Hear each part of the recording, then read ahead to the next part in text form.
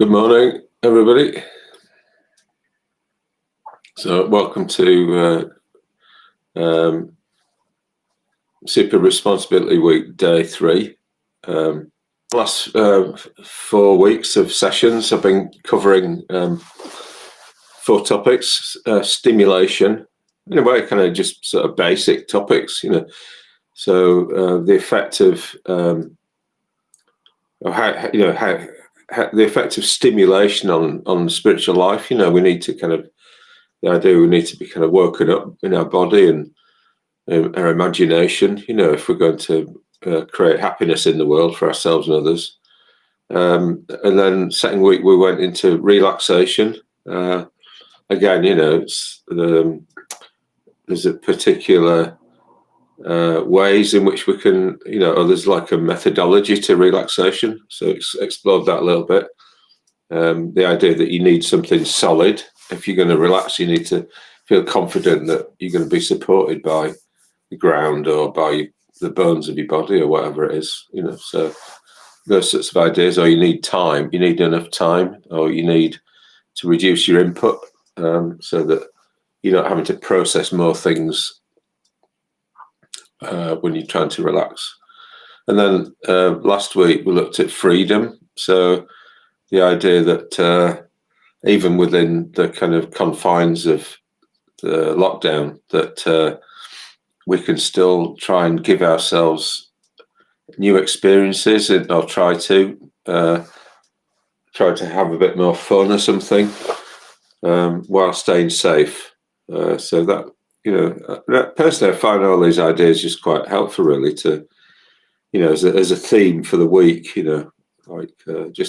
and I don't always remember it, but having a worksheet is helpful, to remind me, a coloured worksheet. I think, that's going on. Yeah, I need to pay a bit of attention to that a bit this week.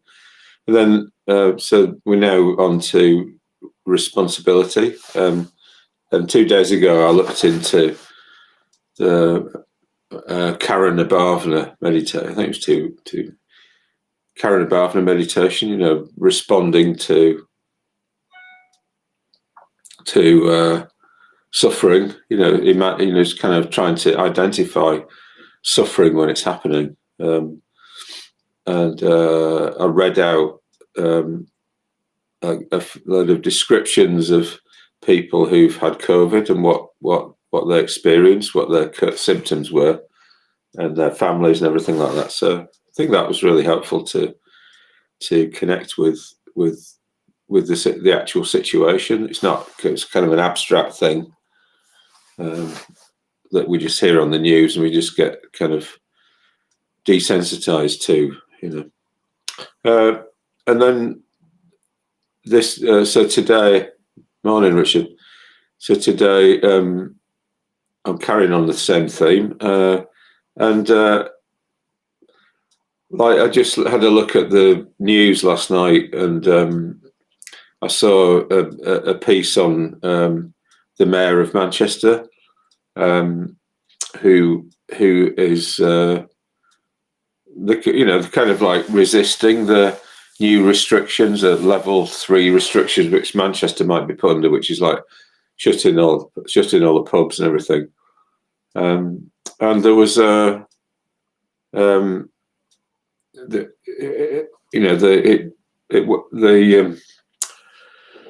video went to a couple of guys sat on a step, and they were just saying, "Oh well, we're not really, we're not really doing it. We're not really socially distancing and all that sort of thing." And it was like a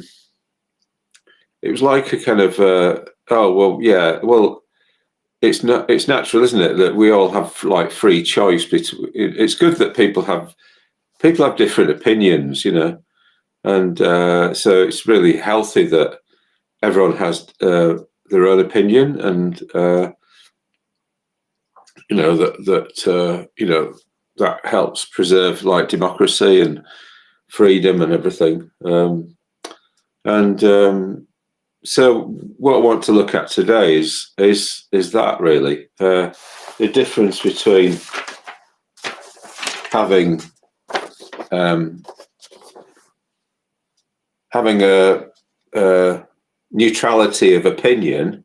So I've got my free choice of about opinion, or having neutral feelings, which is like kind of indifference towards what might be happening, or whatever. So I think what can happen is we can get these. We can not be clear about what these are, about the difference between these two things. So a clear comprehension, or sampajanya, is an important part of Buddhism, an important part of mindfulness. In the Buddhist scriptures, it talks about sati, which is mindfulness, and sampajanya, and they're pretty much always there together as a pair in the scriptures. The monk, it says in the Satipatthana Sutta, which is the main text on mindfulness. The monk pays attention to the body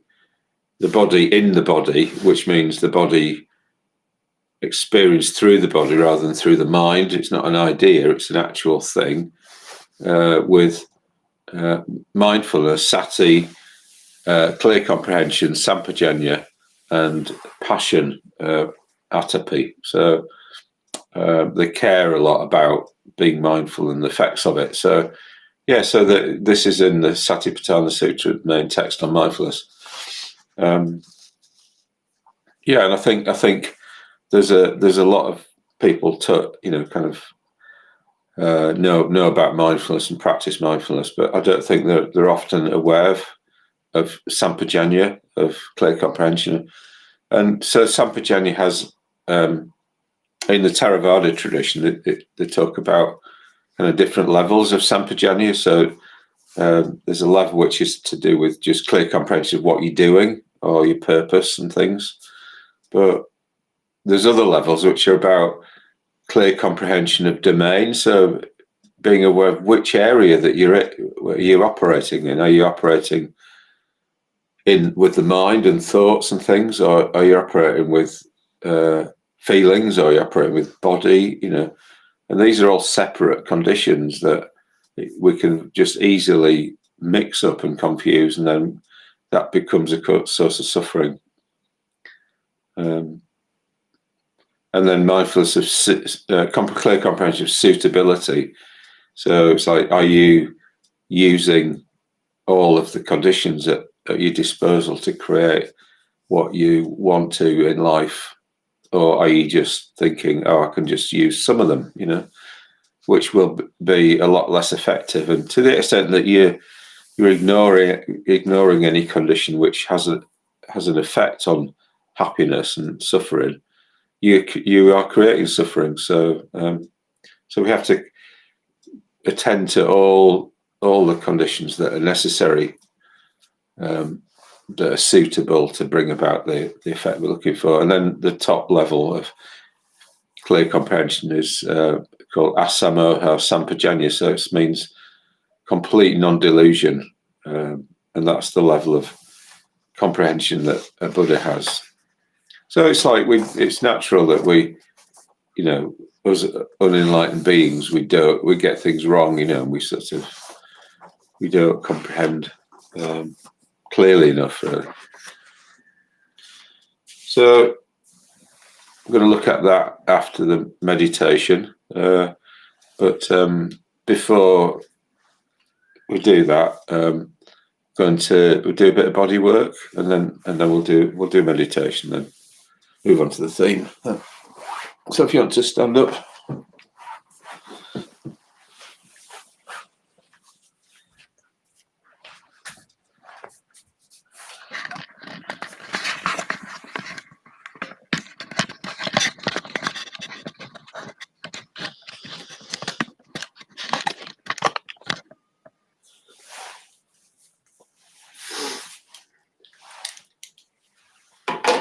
Okay. I think I've been a bit lazy this week. I've not done the exercise bit. So anyway, so we'll begin by Give your face a bit of a wash with your hands. Just brush off any tension. So sometimes the more subtle movements are kind of the more powerful. So you can just play around really with.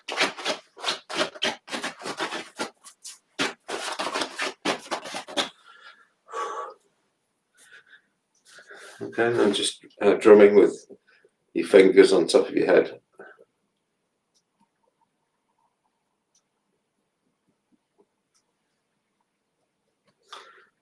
Listen to the sounds both inside the room or wherever you are and outside. And being aware of your feet touching the ground, how that feels, how it feels to have clothes on and air touching your skin.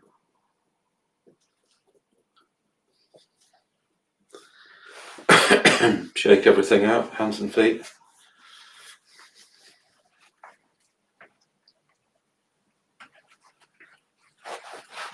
Let's do a bit of shaking. So put your hands pointing outwards like that, and then leaning over and just do this. So bouncing up and down on your knees.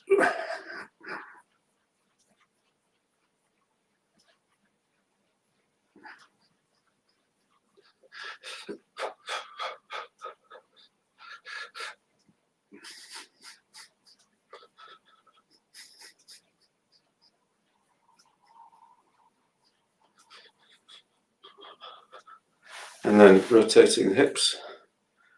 So try to keep mind and body together so that your mind's not ahead of your body and your body's not ahead of your mind. So taking your hips to the 4 quarters, the back, the side, the front, to the side again. And take your time.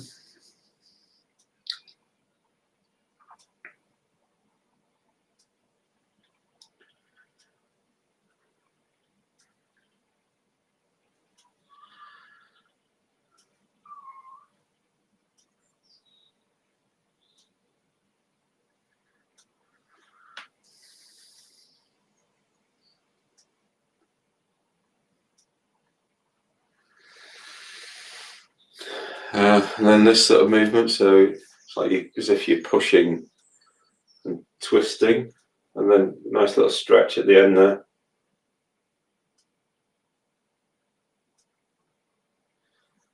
And then come back the other way.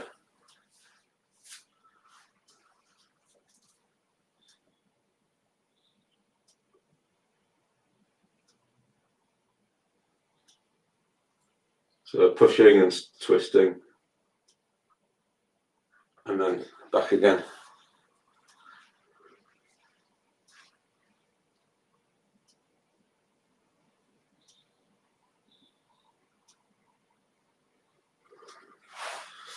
Yeah. So yeah, really trying to get a nice twist in your spine.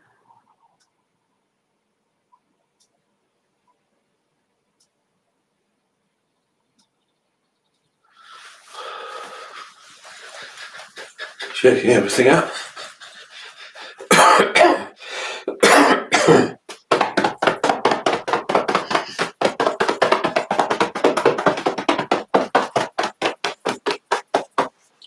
Top of your shoulders.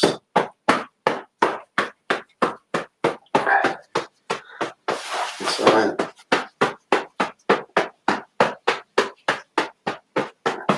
And your arm.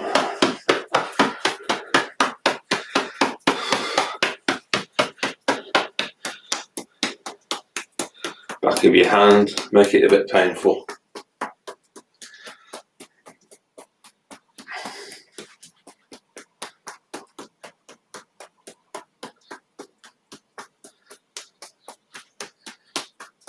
Other side.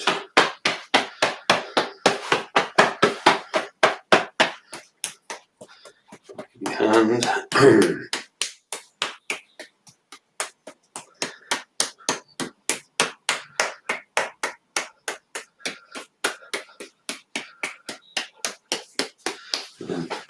Your kidneys at the back there, just drumming lightly on your kidneys.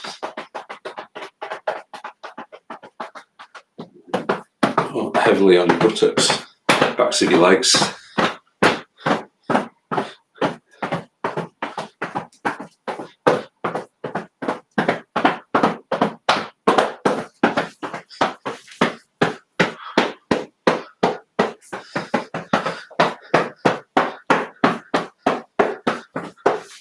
And down your legs as far as you can go.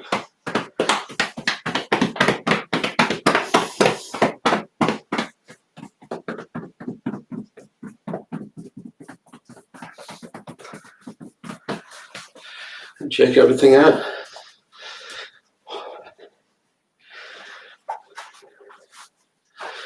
And then take a seat.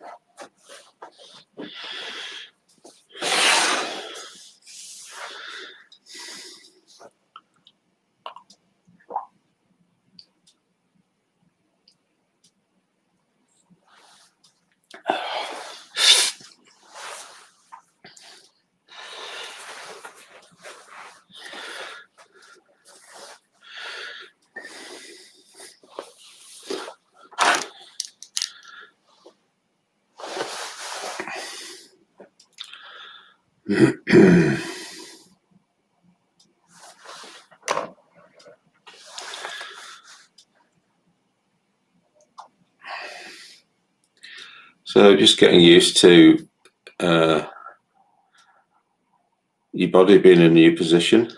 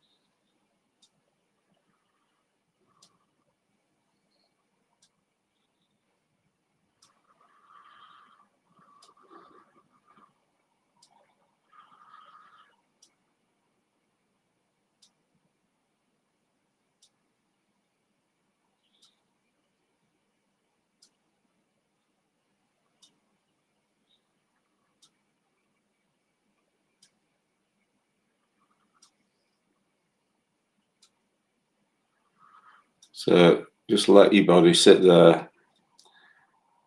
Reflect that it knows how to sit down. Your body knows how to sit down. You just need any help from your mind to do that. And all you have to do is just balance your spine so that your weight goes down through the bones of your body into the seat that you're sitting on, the ground.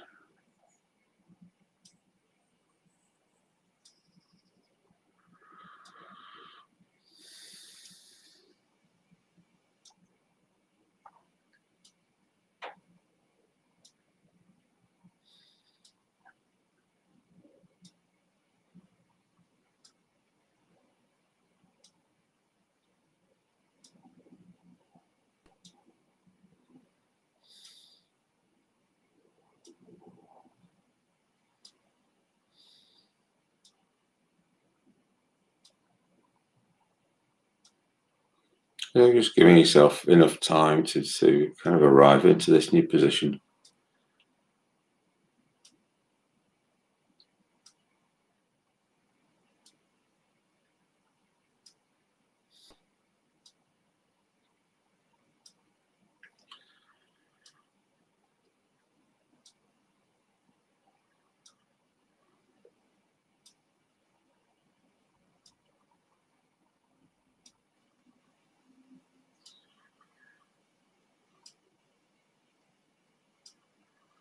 And trying to sense where the muscles are in your body.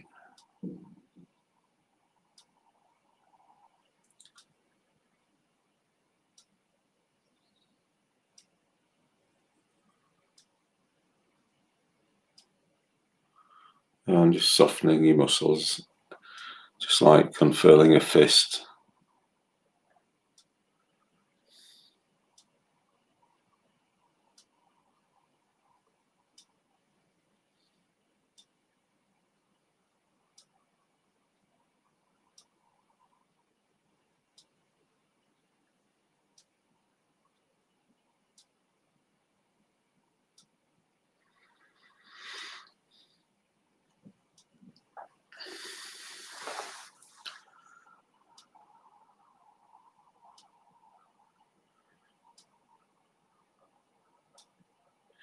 So in this morning's meditation, I'm just going to do a bit of an exploration of the 4 foundations of mindfulness: body, feeling, mind, which includes emotions, and views, our map of the world.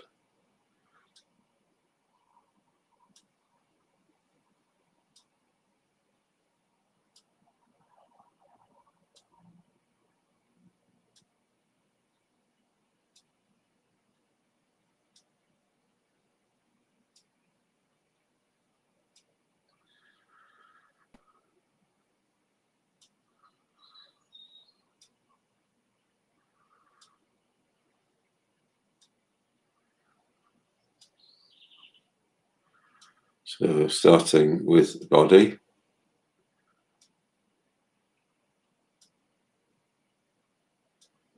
Body as a source of happiness or suffering.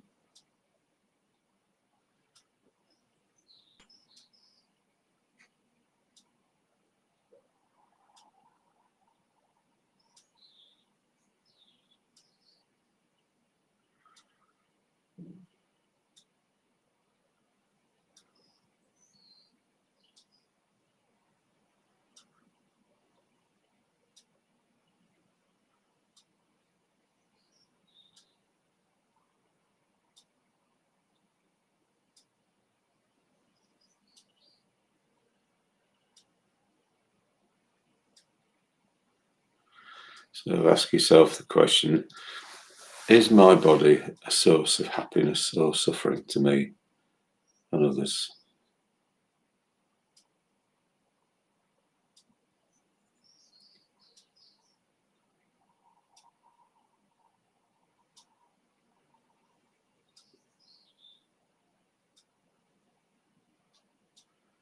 Is my perspective on my body one that leads to happiness or suffering?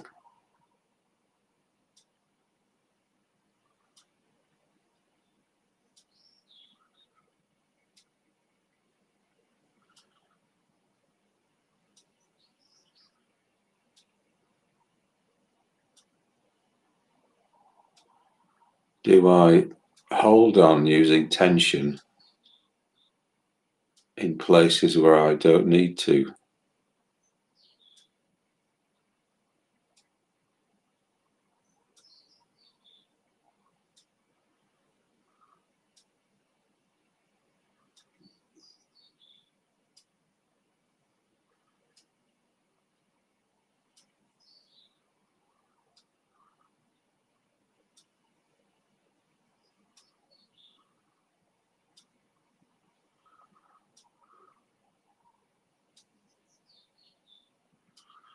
Do I look after my body so that I maximize the pleasure that comes from it?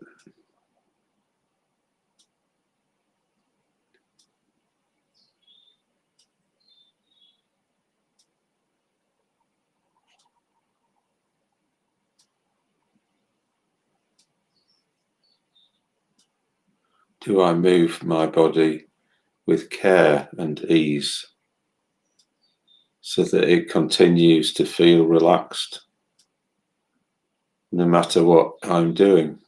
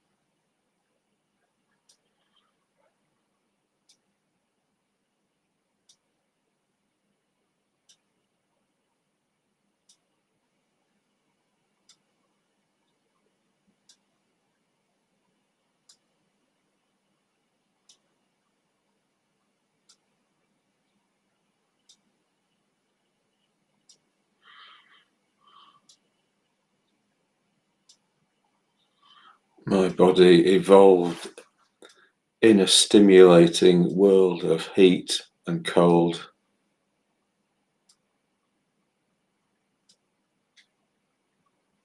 and the rigors of survival.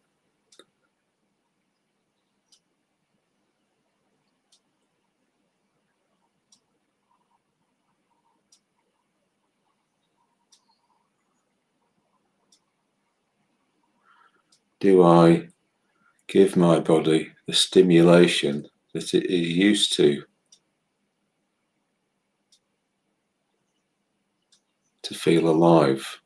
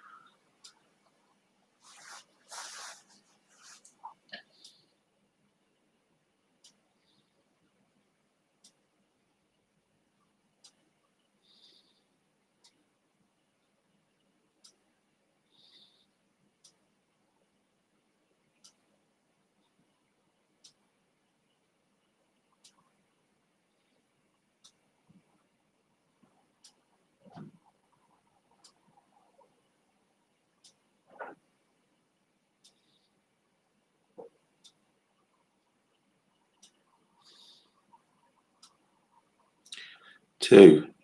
Mindfulness of feeling.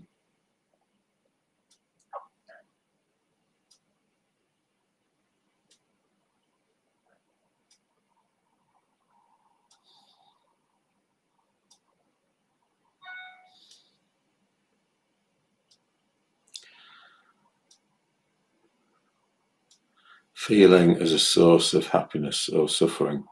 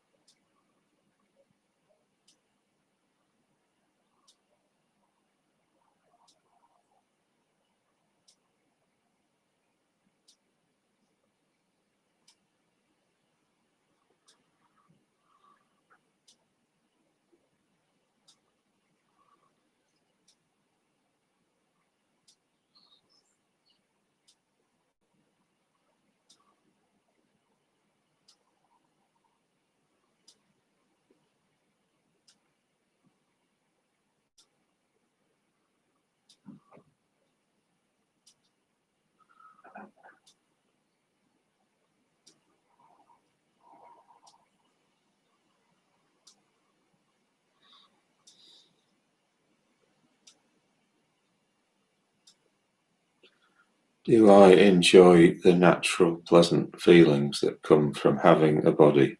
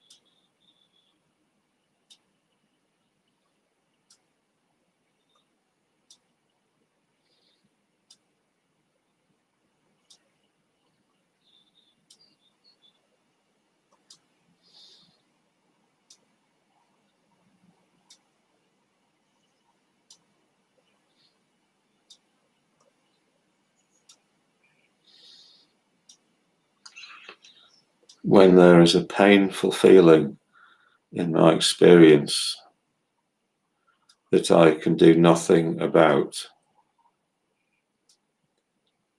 what do I do?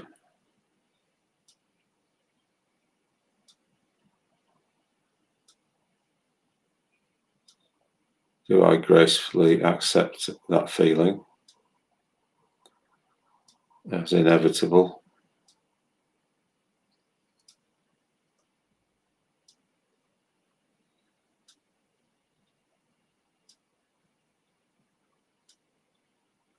Or do I add more suffering to myself by struggling and railing against it?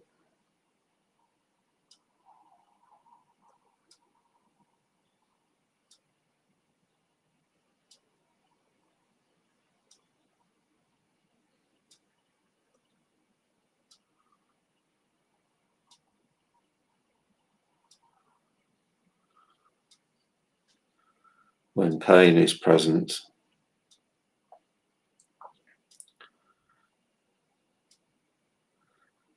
can I soften around it and become curious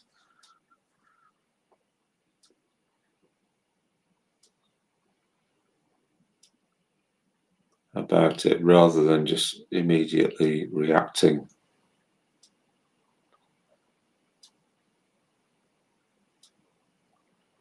to avoid or run away from it.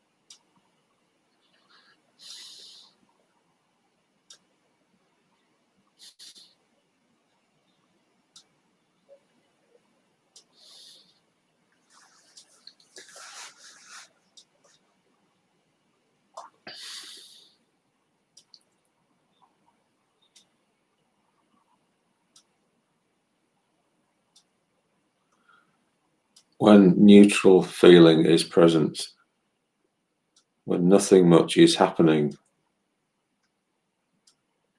maybe when I feel a bit bored, what do I do?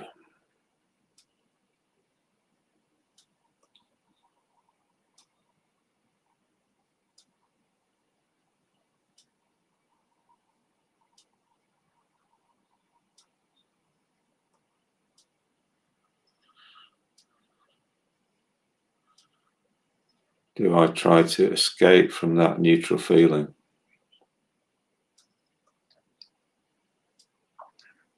into more exciting or stimulating experience?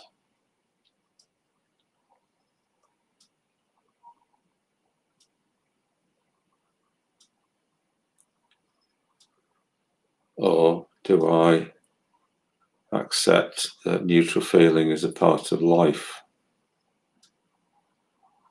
and try to stay with that feeling, learning from it,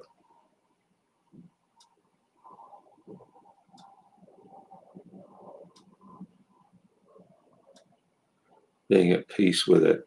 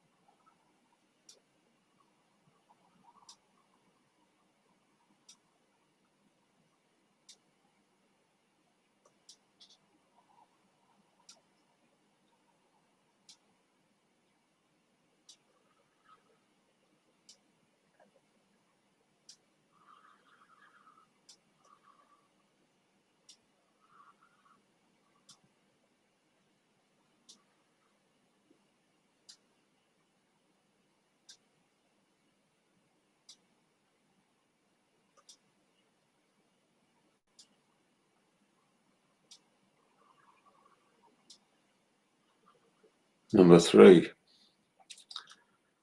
mindfulness of mind.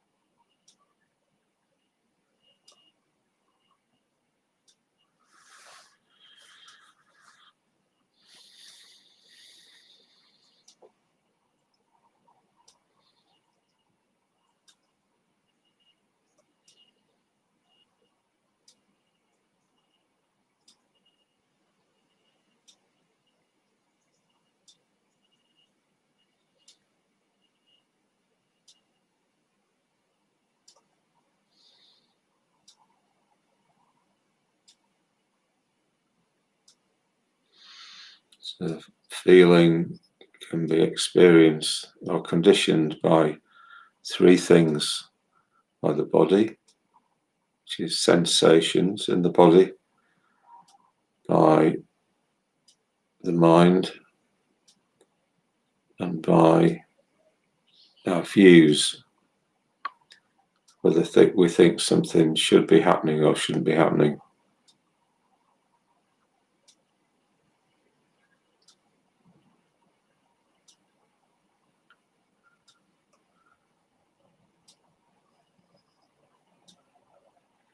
So just looking now at feeling that's conditioned by the mind, which includes the emotions, the active side of the psyche.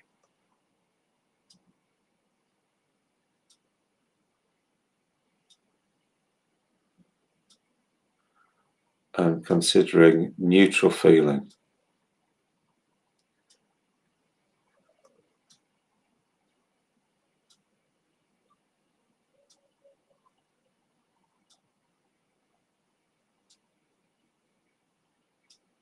So when we experience neutral feeling because of our mental states,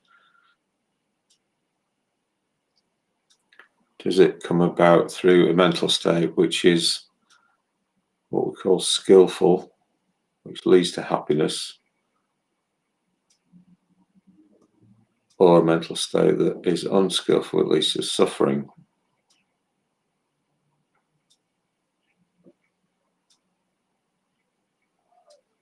Does our neutral feeling come about through equanimity, which is a skillful mental state, or through indifference, which is an unskillful mental state?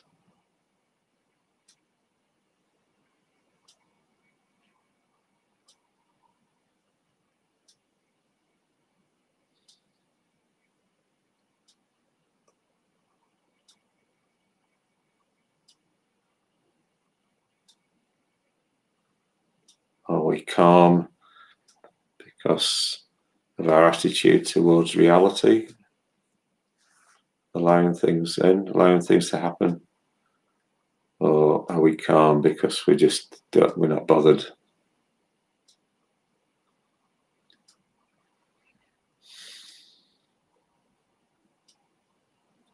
We don't really care.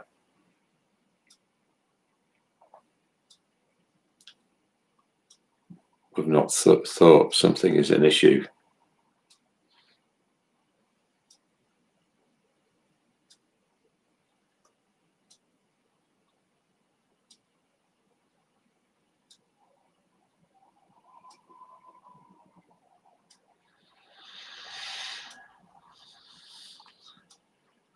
So there's having a sense that our emotions are important,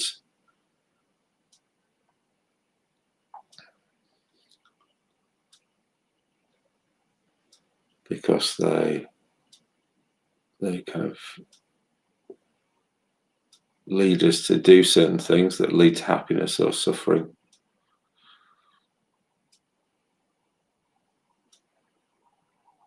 trying to have a sense of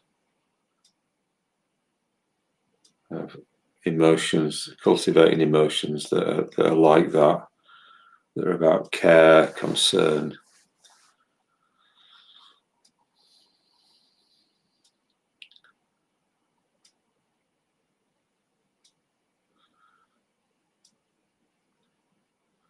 Interest, passion, wanting the best for all beings, not wanting anyone to suffer.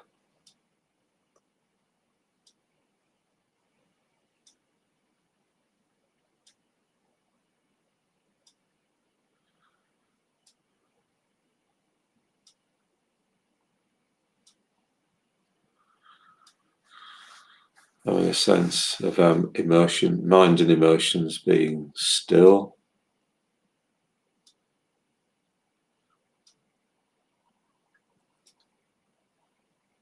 Being supported by our body, the structure of our body, so that they feel reassured and calm, stable.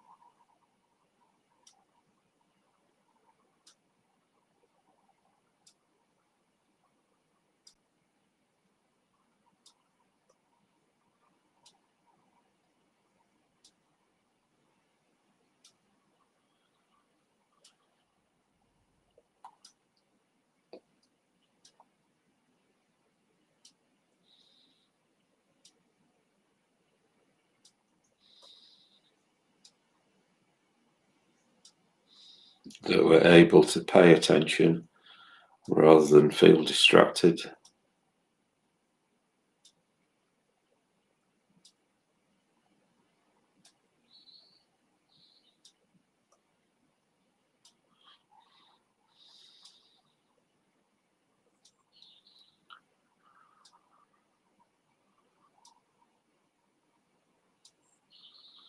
And we can think clearly.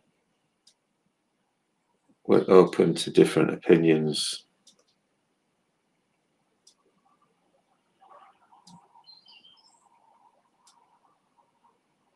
We regularly think about things, how they work, what's the truth.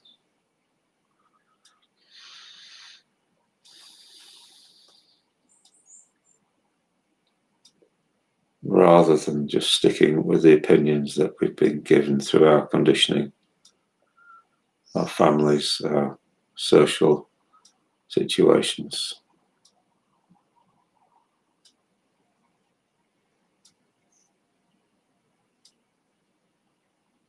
So thinking, emotion, and attention are the three aspects of mind that lead to either happiness or to suffering.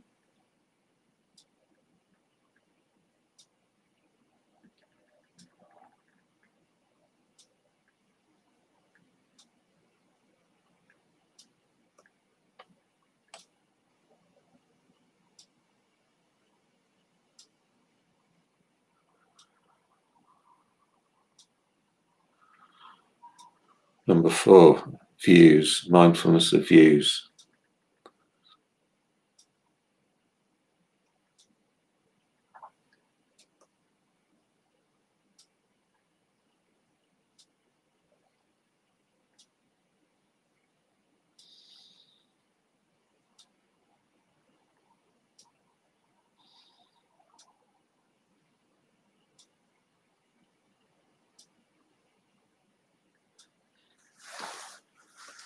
Do our views lead to happiness or to suffering?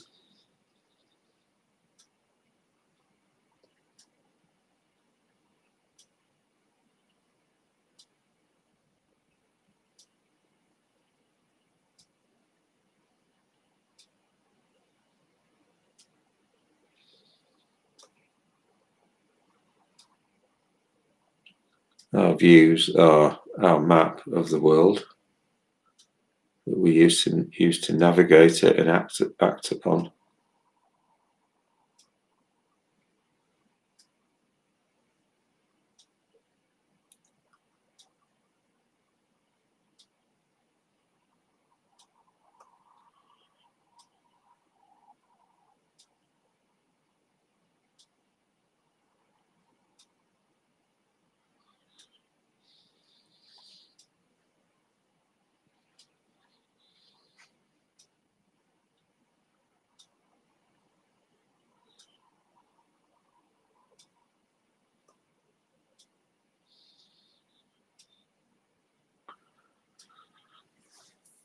And asking ourselves the question, how complete are our views?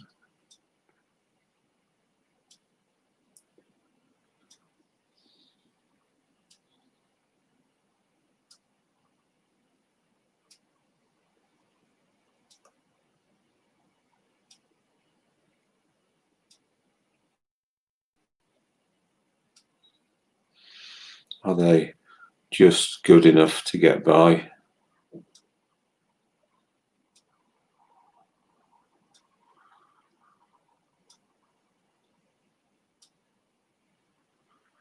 And beyond certain points, we don't really think about things.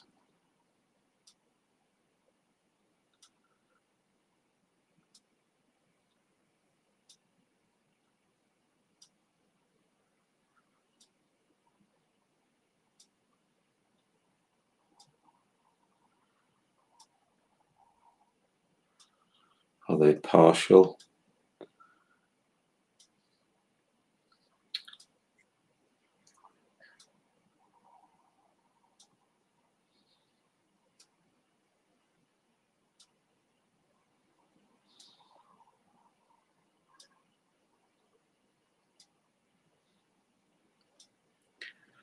Does reality contradict them sometimes?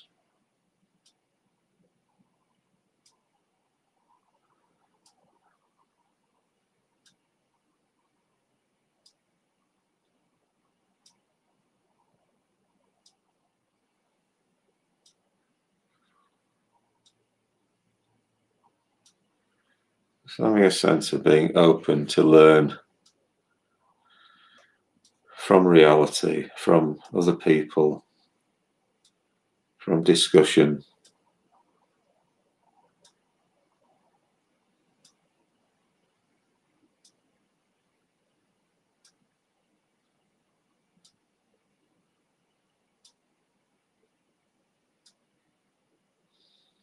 From observation of the world.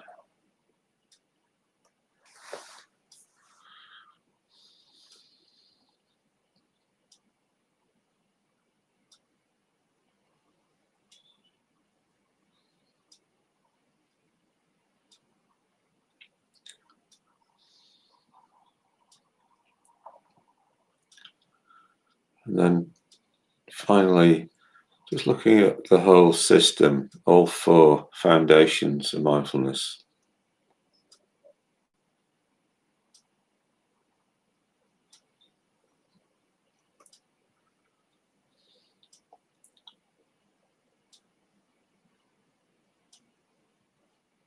Trying to see the importance of all four conditions for life, for happiness, for overcoming suffering. Each is contributing towards the whole. And how we respond to each contributes towards the whole.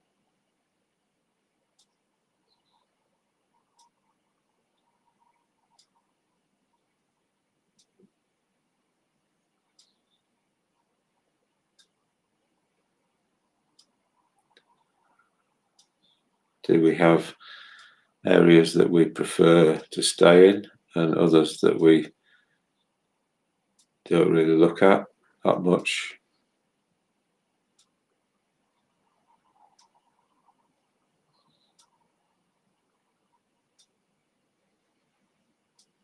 So the fact that we don't look at them doesn't stop them being there and having an effect.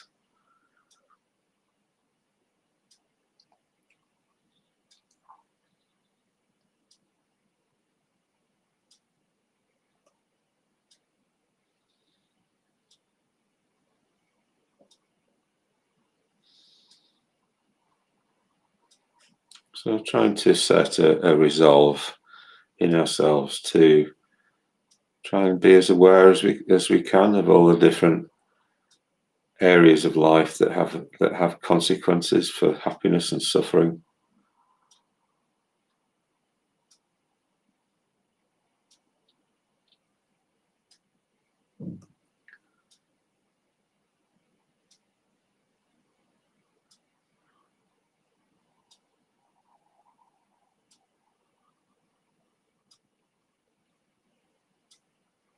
So if we can do this more and more, we will be able to be more and more responsible in life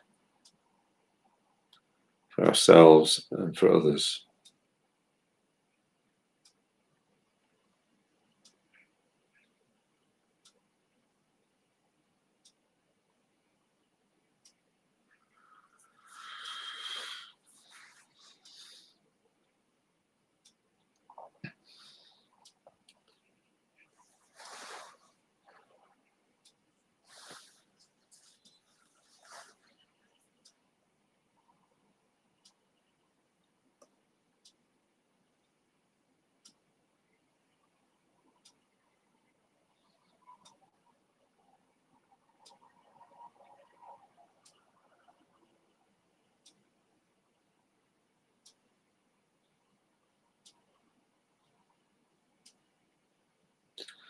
This is all that there is.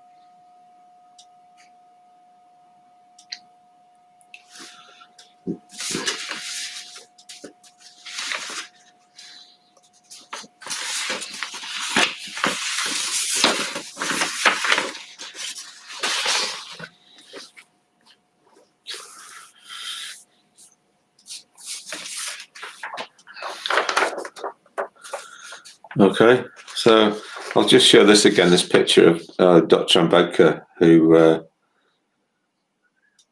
was the leader of the Dalits, so ex-untouchables in India, and he converted to Buddhism in the mid-50s as an example of somebody who really kind of took responsibility and kind of no matter what.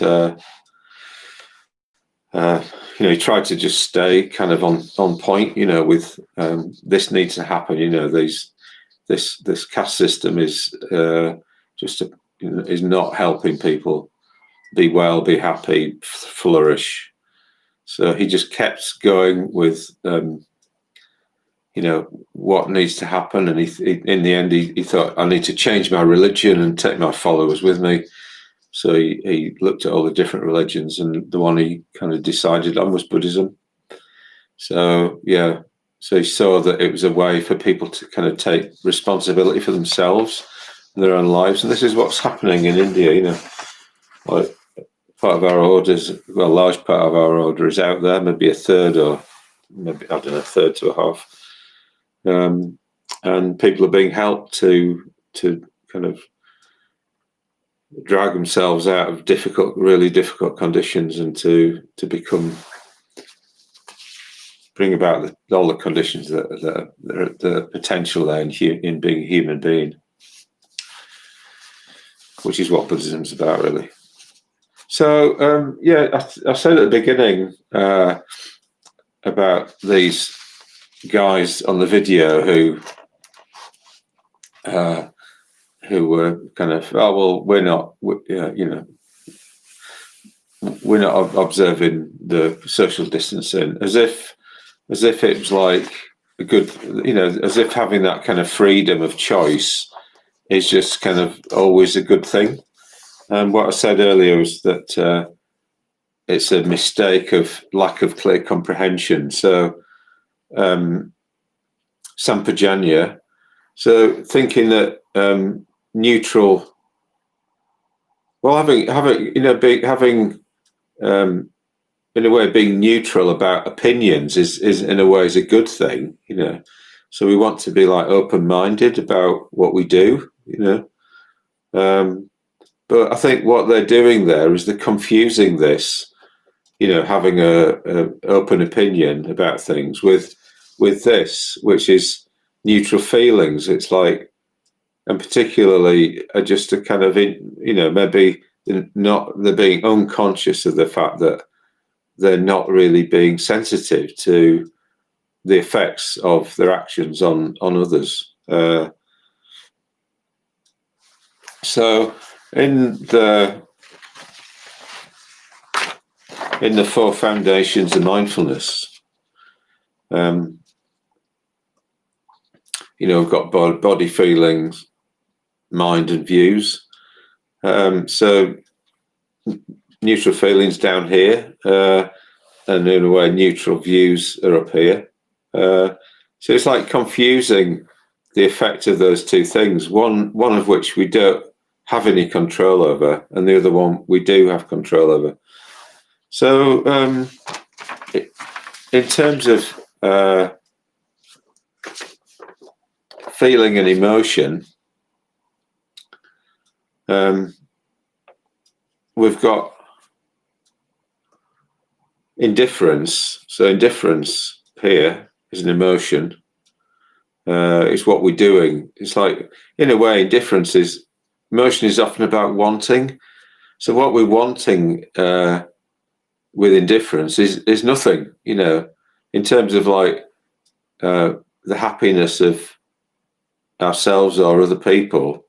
We don't care, we don't want anything, So we're still wanting, but it's like the wanting is a wanting of nothing. So that conditions a neutral feeling. So emotions, so feeling and emotion are mutually conditioning of each other. So feeling and emotion condition each other. So when the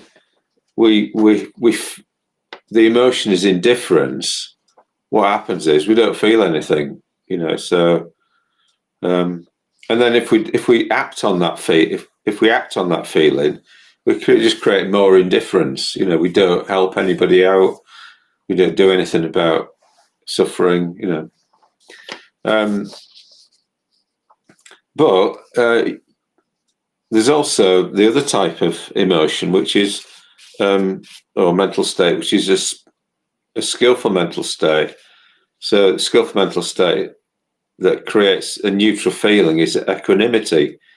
So it's like we're taking the world in, but we're not having a preference about what happens or doesn't happen. So this is a positive thing. It's like we're able to cope with more, and again, it leads to neutral feeling. So yeah, it's just really important to be clear about these different areas and what we're dealing with, And I think that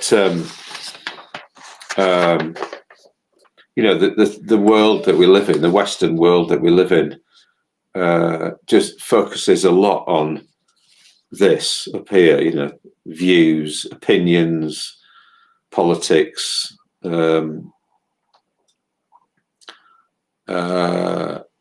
There's a lot of sense of people need freedom of opinion, and which obviously is a good thing, but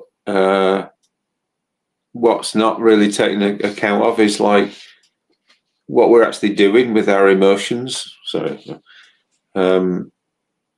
our views. So I think often what's missing a bit in the West is the idea that our views need to include humanity. They need to include the effects of our actions on ourselves and others. That we don't live in an abstract world where feeling doesn't happen, or suffering doesn't happen. It does happen, So Buddhism isn't a philosophy; it's a soteriology, which means it's about overcoming suffering. It's about the solutions to happiness in life, So so I think a lot of people kind of don't really take that on board, that that their views are important because of the effect that they have on humanity, So, but when Buddhists do study, they're often prefacing it with meditation, where they're reflecting on the plight of all sentient beings and their connection with those beings, and the realities of life, that things fall apart and not permanent, and often if we associate ourselves with things that fall apart, then that's when we suffer. So this sort of thing. So, but it's about expanding our views to be more comprehensive, so that they're not just about how to get by in life and how to make money and how to how to survive, how to fit in with our social group, and make sure our status is high in that group or whatever. They're much bigger than that. So that's what responsibility, I think, is really about. It's like sort of seeing the sense in which all those areas, all the 4 areas, all kind of have an impact on people's lives, and not just people, but beings, all living beings. So Buddhists, become vegetarians, vegans, and in order to take that all that seriously. So I think. So I hope that's been helpful. I really enjoyed leading that meditation, which is kind of, in a way, my life's work, that work on the 4 foundations of mindfulness. So, yeah, that's good. All right. Thanks, everybody. See you next week. Bye.